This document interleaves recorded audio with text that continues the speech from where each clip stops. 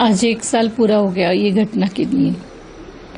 पर मैं तो वो जो घटना है 22 तारीख की, जो अप्रैल की घटना है, 2:30 बजे का समय था, मैं उसी में हूँ।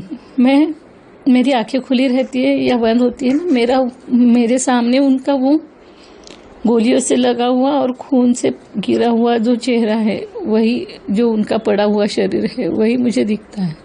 और वो घटना मुझे बार बार याद आती है कि मैं उनको हाथ लगाकर आहो आहो उठा ये कह रही थी, आप सांस लो। मुझे नहीं मालूम था कि वो उसी वक्त गए हैं। मैं दिन भर में उसी आशा में थी कि ये शायद बेहोश हो गए हैं, कोमा गए हैं, और शाम को अगर मैं हॉस्पिटल उनको लेके जाएंगे वहाँ, तो फिर वो मुझे हंसकर देखेंगे कि मैं ठीक हूँ करके। मैंने ये घटना उस वक्त एक ही बार हुई है, पर मैं दिन भर में उन्हीं ख्यालों में रहती हूँ। मैं सबसे बात करती हूँ, हंसती हूँ, पर मेरे दिमाग में पीछे में कंटिन्यूसली वही घटना चलती रहती है। उनकी हंसी, उनकी यादें, उनकी बातें, उनका गाना कहना, और उन सबके पीछे मुझे वही चेहरा दिखता है। मैं वहीं पर हूँ और मैं नहीं जानती कि मैं वहाँ से कब निकलूंगी। हमारी सरकार ने हमारे लिए ऑपरेशन सिंदूर किया, उनको हमारी तकलीफ समझ में आई, हमारी फैमिलीज की, या फिर वो जो कहते थे मोदी सर की ये मेरी बेटियां हैं, मेरी बहनें हैं, उनको हमारी ये तकलीफ समझ में आई, इसलिए उन्होंने वो ऑपरेशन सिंदूर किया। मैं उसके लिए उनकी बहुत आभारी हूँ कि उनको हमारा ये दर्द समझ में आया। पर मैं उनसे एक दरख्वास्त करूंगी कि ऐसी घटना ही ना घटे। किसी भी औरत पर उसके पति को सामने मरता हुआ देखना बहुत तकलीफ वाली बात है, क्योंकि वो औरत उस वक्त से उसी 1 सेकंड से लेकर विधवा बन जाती है। ये बहुत बहुत तकलीफ वाली बात है। और कैसे भी हो ना, समाज बोलता है ना, इसको भी सिंदूर लगाना चाहिए। तो वो जो मैं सबसे सुनती हूँ ना, वो बहुत दर्द देने वाला होता है।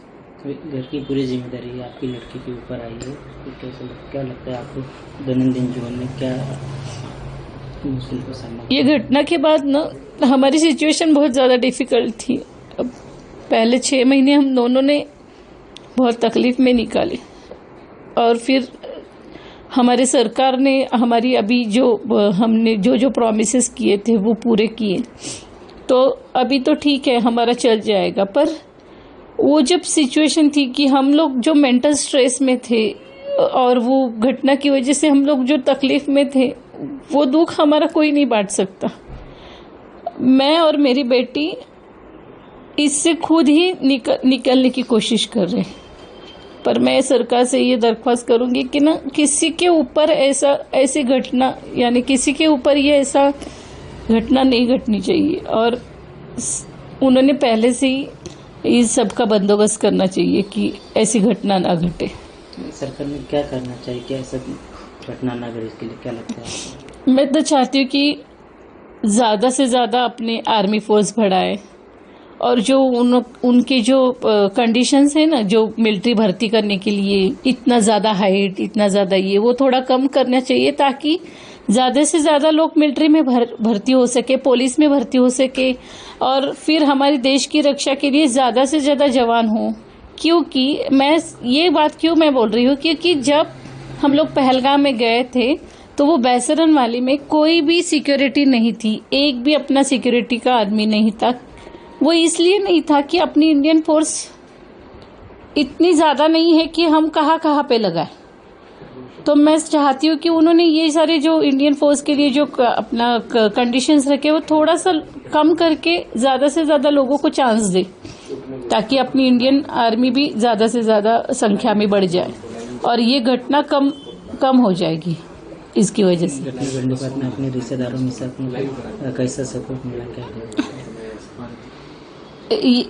इस बारे में हम लोगों को यानी कि जब सरकार ने हमारे लिए जो अनाउंस किया था ना प्रॉमिसेस, तो उसके विरोध में बोलने वाले लोग भी हमको बहुत ज्यादा मिले कि इनको क्या जरूरत है, इनका घर इतना बड़ा है, इनके पास ये है। पर उन लोगों को नहीं मालूम है कि मेरा ये घर करने के लिए मुझे बहुत तकलीफ हुई है, मैंने बहुत कष्ट उठाए।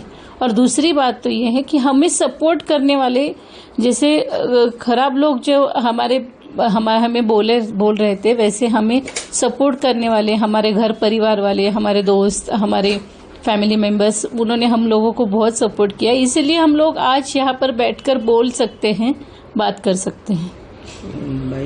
22 अप्रैल का दिन कभी नहीं भूलने वाला। आपके सर के 36 लोग और आपके 26 लोग, उनका भी ऐसा ही हुआ था। मैं ही नहीं, मेरे परिवार वाले, मेरी बेटी और वो जो 26 फैमिलीज हैं जिनके घर में से एक सदस्य उस घटना के लिए गया, वो 26 फैमिली भी ये घटना कभी भी नहीं भूल सकते। एक तो वो यानी कि अगर उनके दिमागी हालत खराब हो गई या फिर स्मृति भ्रंश हो गया तो ही वो ये भूल सकते, वरना तो मैं नहीं जानती। मैं मेरे मरते दम तक ये घटना मैं भूलूंगी नहीं और मैं भूलना भी नहीं चाहती।